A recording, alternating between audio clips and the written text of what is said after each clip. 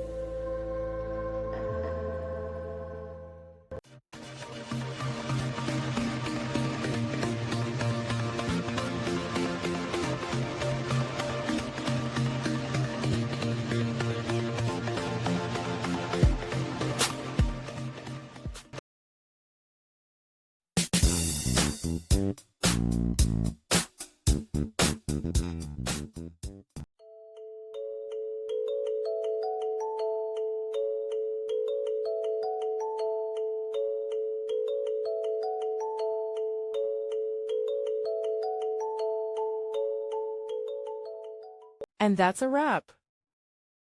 I hope you found the answer you were looking for. If you did, take a second to hit that subscribe button. It really helps out.